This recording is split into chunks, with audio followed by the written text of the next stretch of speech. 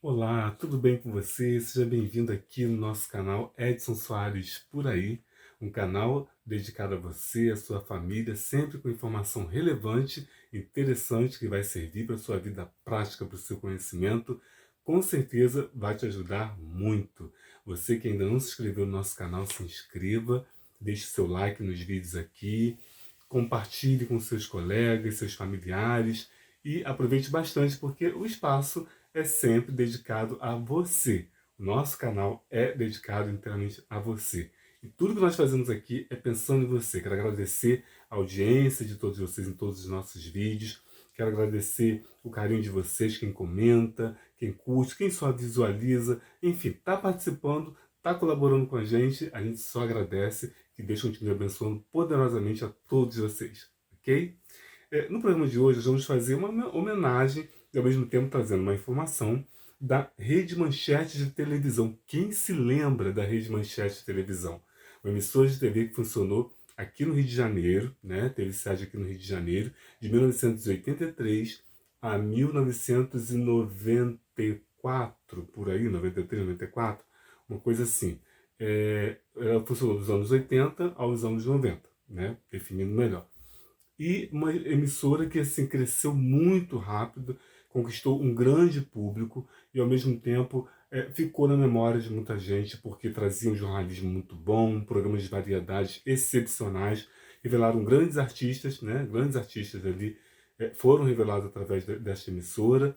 E também ela teve uma emissora de rádio, na verdade teve e tem, porque a emissora de rádio funciona até hoje, a Rádio Manchete está no ar ainda, né? E funciona aqui no Rio de Janeiro, né? E nós vamos falar um pouquinho sobre essa história para você agora. Quem não se lembra da Rede Manchete?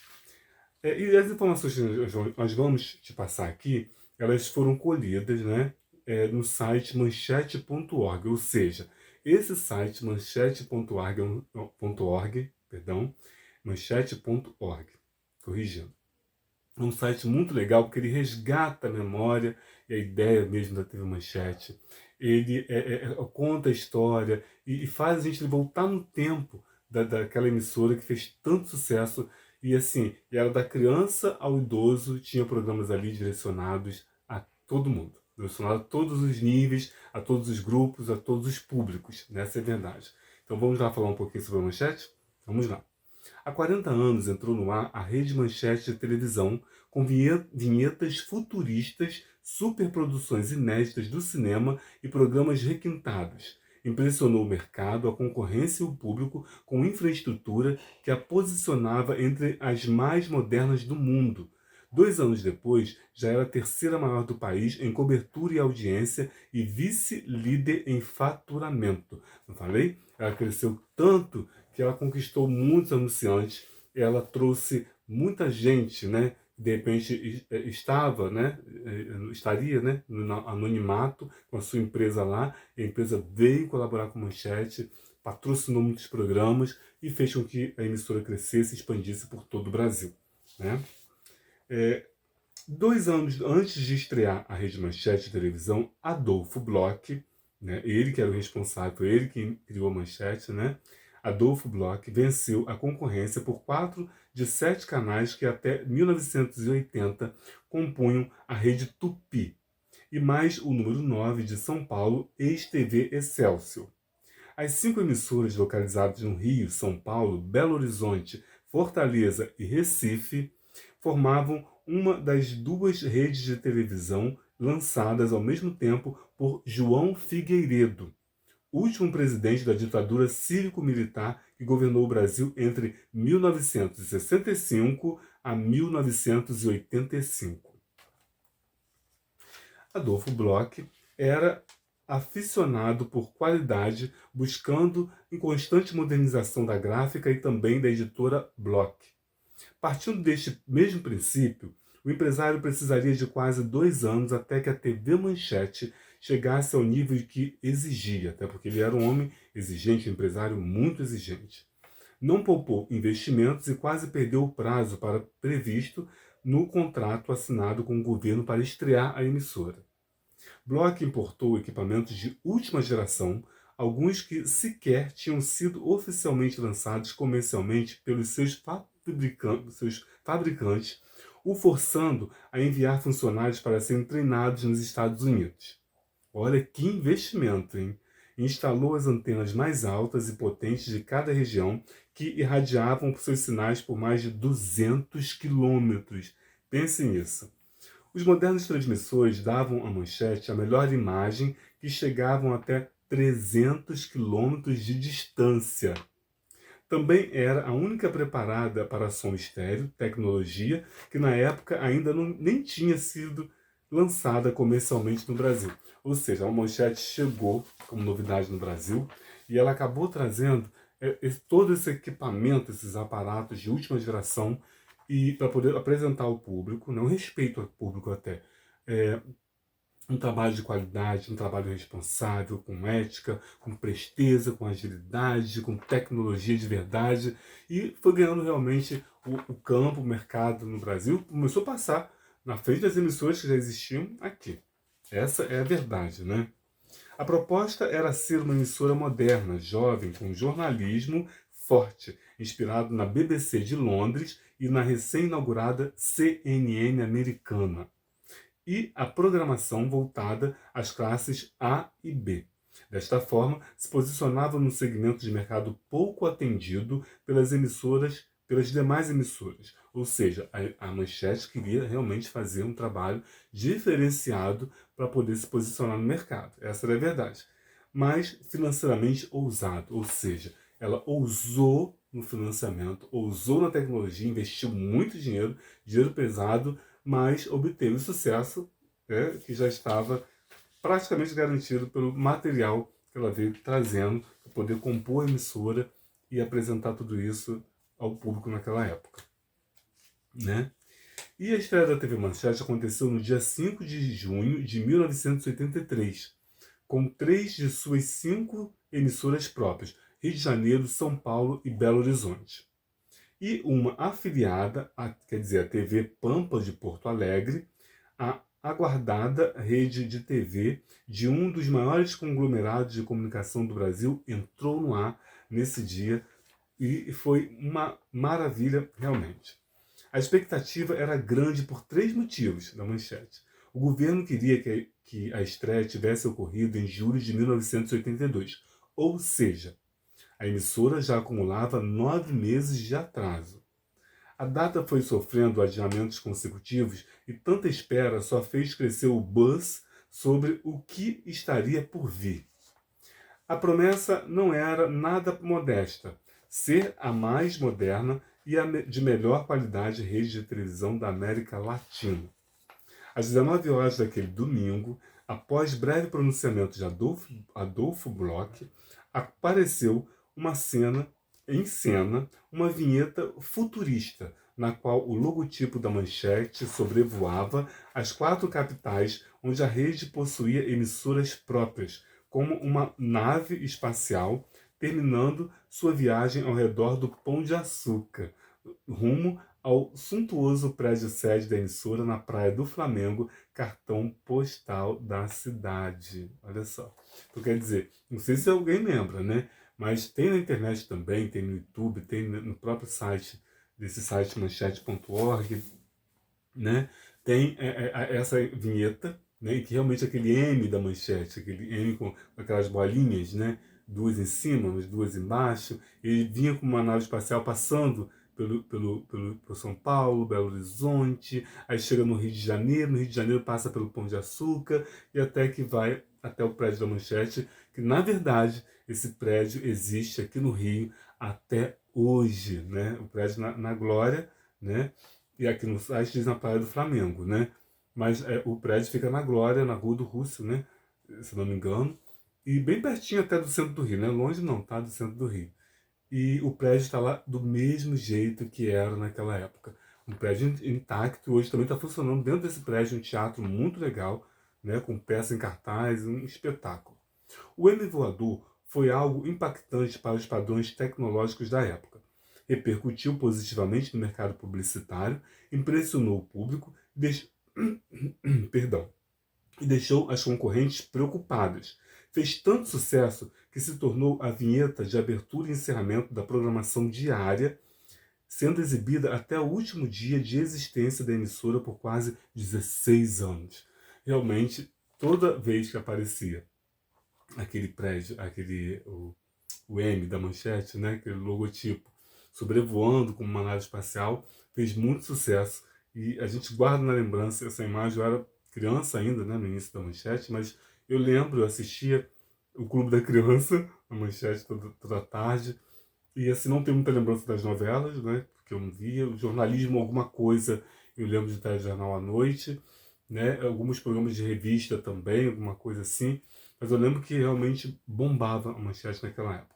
A manchete estreou batendo o Fantástico, o Show Mágico, o Show Mundo Mágico e a superprodução inédita Contatos Imediatos de Primeiro Grau de Steven Spielberg, exibidos logo após a vinheta. Conquistaram a liderança em audiência, retirando a revista eletrônica global do posto pela primeira vez. A Manchete foi a primeira emissora, né, que conseguiu tirar a hegemonia do Fantástico naquele domingo à noite, né? E conseguiu ultrapassar em audiência, e ali já começava um futuro que estava vindo, né? Muito próximo. Inicialmente, a grade de programação era composta por jornalismo, musicais, filmes e séries de peso, e uma sessão diária de desenhos animados apresentado por uma modelo rodeada por crianças no palco. O Clube da Criança acabou inaugurando um formato que reinaria por todas as emissoras de TV por mais de uma década e transformou Xuxa no ícone de uma geração. Mas, nessa época, o carro-chefe da programação era o Jornal da Manchete. Nos primeiros meses da história da TV Manchete, o telejornal chegava a ter quase 2 horas de duração, ouvi isso, enquanto as concorrentes davam no máximo 30 minutos para seus principais noticiários. Com esse investimento em jornalismo, a emissora, ao longo de toda a sua existência, inovou e trouxe técnicas e linguagens que são até hoje usadas pelas concorrentes. A presença de comentaristas, entrevistas, olha só, formas de narrativa, interação entre apresentadores, muitas mulheres na bancada e a mudança temporária para a cidade sede das Olimpíadas foram alguns exemplos. Ou seja, tudo isso que acontece hoje pelas emissoras, né? Nós acabamos de relatar aqui, a Manchete foi a precursora disso. Ela começou com esse formato, com essa ideia, com essa inovação, com essa estratégia, e deu certo. Quando deu certo, ficou o formato da Manchete. Acabou a emissora, né? Infelizmente, ela fechou, mas o formato ela deixou aí para ser copiado por gerações, como temos até hoje, né?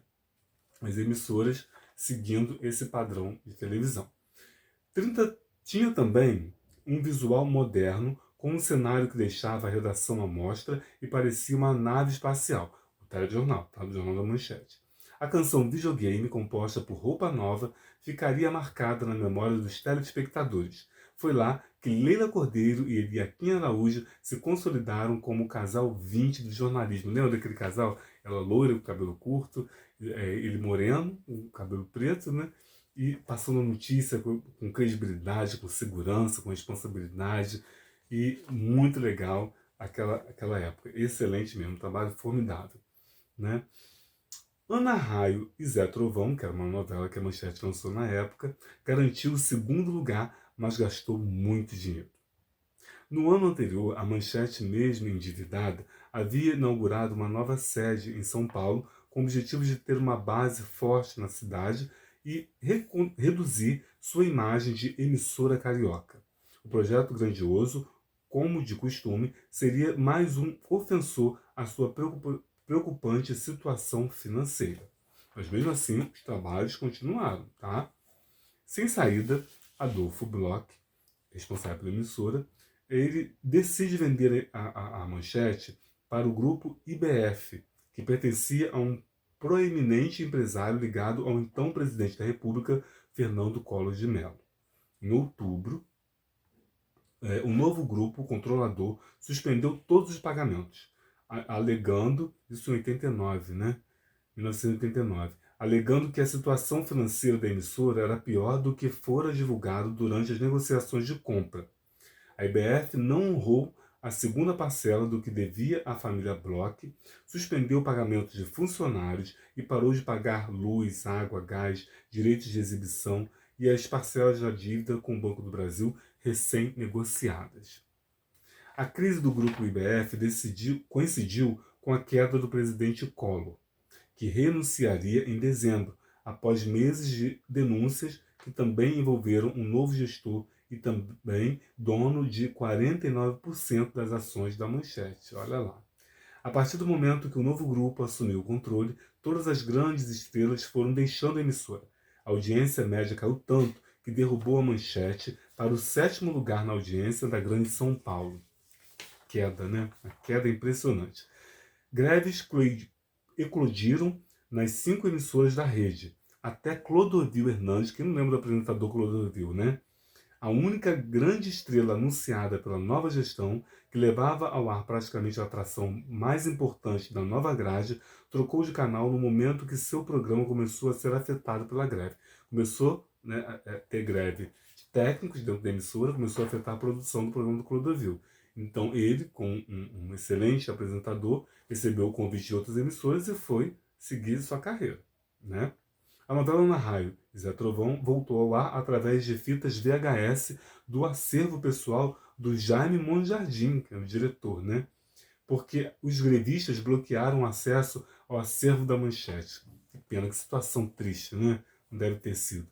Durante o período em que esteve nas mãos do grupo IBF, vários artistas de peso saíram da Manchete. Leila Cordeiro, Eliakim Araújo, Otávio Mesquita e Angélica foram para o SBT. Além disso, muitas emissoras afiliadas à rede passariam a transmitir a programação da Rede Record, que nesta época estava em fase de expansão. Em março de 1983, Bloch consegue eliminar, cancelando a venda e retorna o controle da emissora. Imediatamente transfere de volta a geração e produção dos principais programas para o Rio e passa o ano tentando arrumar a casa. As prioridades eram pagar salários atrasados e reconquistar prestígio e credibilidade junto ao mercado publicitário. Fernando Barbosa Lima assumiu a direção geral. Muito bom isso, né? A Manchete estava sem os seus principais nomes, sem novelas em exibição e seguiu pelos anos de 1993 e 94 com baixa audiência numa fase de austeridade. Focou em programas que gerassem receita e custos controlados, para tentar manter, né, a emissora. Por esta razão, este foi o período que, com a maior presença de produções independentes na grade em toda a história da TV Manchete. Foi a saída que encontraram para não fechar a emissora, né? Com a flutuação cambial, as dívidas dispararam. Uma greve de funcionários começa nos meados daquele ano. As produções param, nomes de peso como Raul Gil e Márcia Peltier e também Otávio Mesquita saem rumo a outras emissoras. Em janeiro, a diretoria tenta arrendar a emissora integralmente para a Igreja Renascer em Cristo, que veicula vinhetas novas e retorna à programação do Mulher de Hoje, que era um programa da época, né?